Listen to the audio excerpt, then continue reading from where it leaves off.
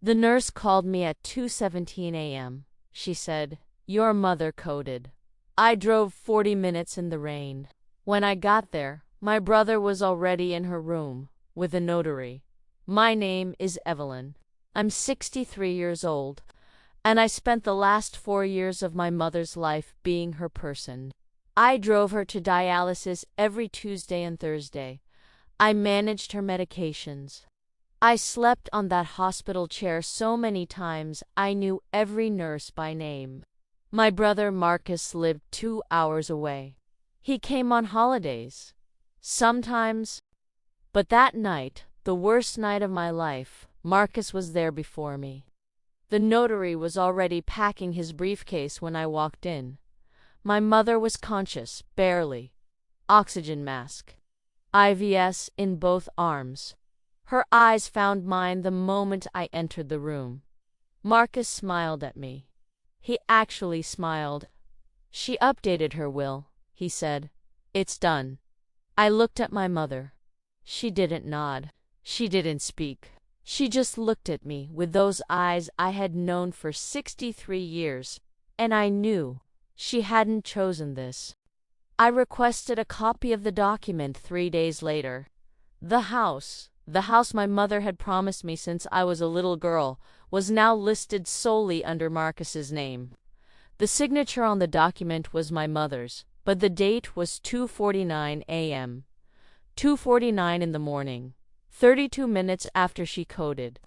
A woman who had been resuscitated, who was sedated, who had a breathing tube down her throat an hour before.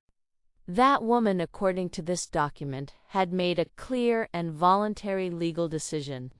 I sat in my car in that parking lot for a long time. Then I stopped crying and started thinking. I went back the next morning with a notebook and one question. I found the night nurse who had called me, the one who said, "Your mother coded." I asked her what time my mother had been stabilized enough to speak. She checked the chart. "Not before 4 a.m., she said. She was non-responsive until at least 3:45. I wrote that down. I asked for her name. I asked if she would be willing to provide a written statement. She looked at me for a long moment. Then she said, "Give me 20 minutes. The attorney I hired had seen this before. She called it predatory will alteration.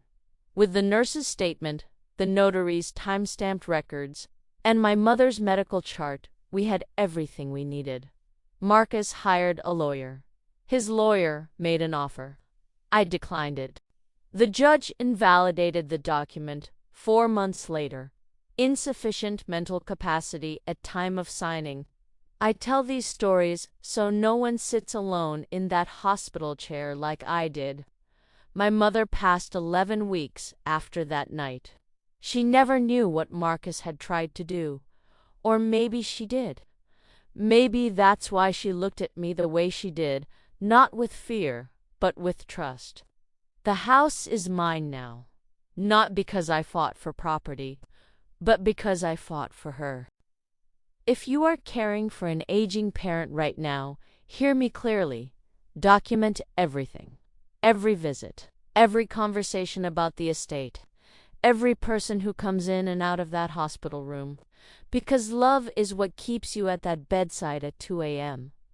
But documentation is what protects everything she built. Have you ever had to protect what your parents built? I read every story. Tell me below.